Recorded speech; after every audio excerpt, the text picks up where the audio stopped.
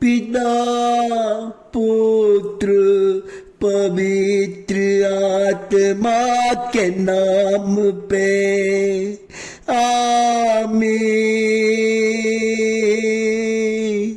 आमीन आमीन आमीन।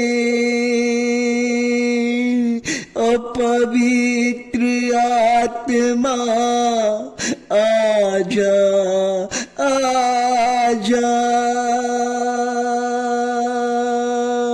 ओ पवित्र आत्मा आजा आजा, मेरे प्रार्थना में आजा आजा आजा। ओ पवित्र आत्मा,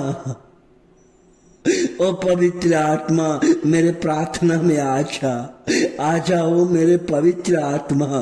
आपके बिना मैं कैसे प्रार्थना करेगा, मैं आपके बिना कैसे आगे बढ़ेगा। ओ पवित्र आत्मा, बिना आपका प्रार्थना अधूरा है। मेरे लोग इंतजार कर रहे हैं, मेरे लोग हमेशा आपका नमन करते हैं और हमसे कहते हैं पवित्र आत्मा को बुलाइए। बिना पवित्र आत्मा का प्रार्थना व्यर्थ है। ओ पवित्र आत्मा आप आ जाइए, आ जाइए आज मेरे प्रार्थना में, सुबह के प्रार्थना में आ जाइए, आज आ जाइए।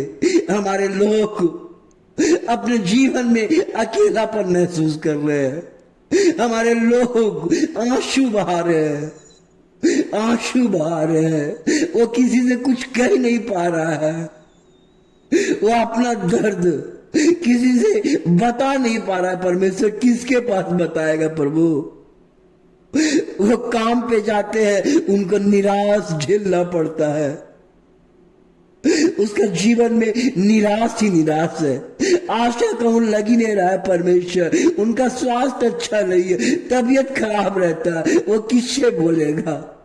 कई लोग हैं परमेश्वर जो एग्जाम का तैयारी करते हैं, पास नहीं होता है, उनका हृदय टूट चुका है, हृदय में निराशा ही निराशा है। परमेश्वर किससे बोलेगा। किसान अपने खेत से निराश है, वो फसल ही नहीं उगा पा रहा है, पैसा ही पैसा लगा रहा है, उसको लाभ नहीं मिल रहा। परमेश्वर इन तमाम बातों को किसके पास रखेगा परमेश्वर।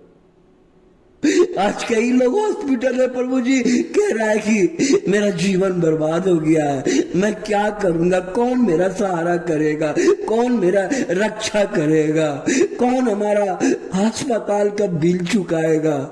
आज इन तमाम सवालों से है परमेश्वर।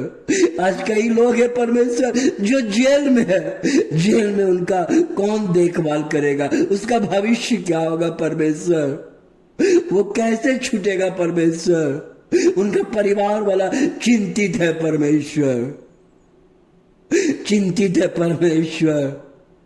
आज कितने लोग हैं पिता परमेश्वर अकेले में आंसू बहा रहा है, अपने बाल बच्चे का भविष्य का चिंता कर रहा है, कर्ज में डूब गया परमेश्वर। उनको कौन पैसा देगा परमेश्वर, उनको कौन मदद करेगा परमेश्वर। बिना पैसा का प्रभु कर्ज में डूब चुका है, कर्ज का पहाड़ उसके परिवार में टूट चुका है परमेश्वर। कौन करेगा। हाँ, एक है जो करेगा, एक है जो आपके जीवन के बोझ को हल्का करेगा। मत्ती अध्याय 11 का 28 में कहते हैं, प्रभु जी कह रहे हैं कि हे बोझ से दबे लोगों, हे बोझ से दबे लोगों, मेरे पास आओ, मैं तुम्हें विश्राम विश्राम दूंगा।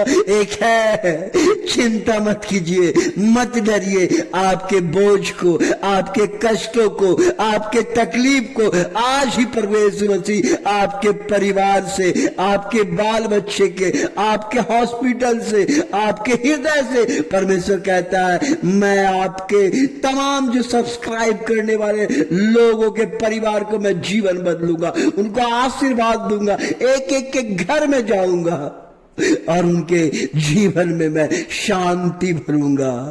देखिए परमेश्वर ने कैसे शांति बढ़ा। संत लूका अध्याय 18 का 35 से 43 में इस प्रकार लिखा हुआ है कि जब ईसा मसीह जेरिको के निकट आ रहे थे तो एक अंधा सड़क के किनारे बैठ के भीख मांग रहा था। मेरे प्यारे भाइयों, भीख मांग रहा था।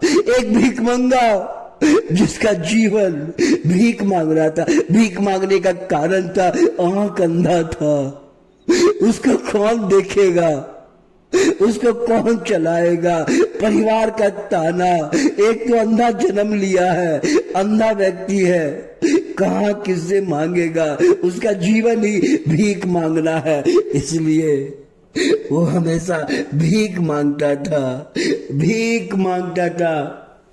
और उनके जीवन में निराश ही निराश था। उनका सब कुछ भीख मांगना ही उसका जीवन बन गया था। ऐसे लोगों को देखिए कैसे परमेश्वर मदद करते हैं। और आप चिंता मत कीजिए, आप घबराइए मत, आप डरिए मत, क्योंकि एक अंधा व्यक्ति जो संसार को नहीं देख सकता, आप अंधे नहीं है, आप संसार को देख सकते। परमेश्वर आपको आशीष देगा, ऐसा आशीष देगा जीवन में आप परमेश्वर का दीवाना बन जाएंगे। यहाँ देखिए जब वो अंधा व्यक्ति रोड के किनारे भीख मांग रहा था, उसी जेरिको के बगल से प्रभु यीशु मसीह जा रहे थे। उनको अंधा व्यक्ति कुछ नहीं दे सकता था, लेकिन जब लोग भीड़ था, जब परमेश्वर चाहता था उसके साथ बहुत भीड़ लगा रहता था चारों बगल। वो तो आवाज आ रहा था, गुनगुन का आवाज, चिल्ला रहा था, वो कुछ बोल रहा था। उसको अंधा तो देख नहीं सकता, बोला उसको आवाज आया। उस आवाज में लोगों से पूछा भैया क्या हो रहा है, बताइए न कुछ, को इतना भीड़ क्यों लगा हुआ है? बोल रहा है कि नाजरी यीशु मसीह इधर आ रहे हैं। उसको मालूम चल गया नाजरी यीशु मसीह, इसका मतलब यीशु मसीह से पहले उनका विषय में सुना था। यही अच्छा मौका है, वो सुन लिया। उन्होंने क्या किया जानते हैं? जैसे गुजरा आगे निकल गया, लेकिन उन्होंने चिल्लाया दाऊद का पुत्र हम पे दया कर। दाऊद का पुत्र, एक अंधा व्यक्ति बोल रहा है दाऊद का पुत्र हम पे दया कर। और जानते हैं जब ऐसा बोला, चिल्ला रहा था, कोई इस पर ध्यान नहीं दिया। बोला नहीं ये तो अंधा व्यक्ति है, कौन ध्यान देगा इसको? और लोग उसको चुप करने लगा। जिस तरह आज आप प्रार्थना कर रहे, मांग रहे, परमेश्वर आपके प्रार्थना को आज सुन रहा है। परमेश्वर अंधे का नहीं करता, आगे बढ़ गया। बढ़ने के बाद देखा होता है चुप, डांटने के बाद भी उन्हें चिल्लाने लगा, बाधाएं करने लगा। आज जब हम प्रार्थना करते हैं तो लोग हमें डिस्टर्ब करता है, अगल बगल का लोग हमें डिस्टर्ब करता है, फिर भी उन्होंने प्रार्थना करना नहीं छोड़ा। बोला नहीं दाऊद का पुत्र मुझ पे दया कीजिए, और चिल्ला के बोला। और आया परमेश्वर, बोला उसे बुला के लेके आया, उसको बुला के लाया। बोला बेटा तुम्हें क्या चाहिए? बोला प्रभु मैं देखना चाहता हूँ। बोला जा, तेरा विश्वास ने तुम्हें चंगा किया, और उसका आंख चंगा हो गया। आज इसी तरह परमेश्वर आपके परिवार के अंधकार की शक्ति को दूर करेगा, आपके बाल बच्चे को आशीष देगा, आपके हर टूटे हुए काम को बनाएगा, आपके काम में आशीष लेके आएगा, आपके बिजनेस धंधे को परमेश्वर आशीष करेगा, हर श्राप हर बंधन को तोड़ेगा, आपका बाल बच्चा को परमेश्वर आशीष देगा, जिस तरह परमेश्वर ने उस अंधे को आशीर्वाद दिया है। इसलिए आनंद मनाइए, घबराइए, मत डरिए। परमेश्वर कहता है मत डरो, मैं तुम्हारे साथ हूं, मत घबराओ, मैं तेरे जीवन को बदल दूंगा, मैं तेरे परिवार में आऊंगा। धन्यवाद हो पिता परमेश्वर, हमारे तमाम सब्सक्राइब करने वाले लोगों को आशीर्वाद देने के लिए, शांति देने के लिए, दया करने के लिए मैं धन्यवाद करना चाहता हूं। धन्यवाद करना चाहता हूं उन तमाम परिवार के लिए जो इस चैनल को लाइक किया है, जो सब्सक्राइब किया है, जो इस पूरा वीडियो को देखता है। उनके परिवार में आशीष है और पूरे लोगों को परमेश्वर आशीर्वाद दीजिए। यही मेरी दुआ और प्रार्थना है। ये प्रार्थना आपके पावन चरणों में समर्पित करता हूं। हालेलुया, आमीन।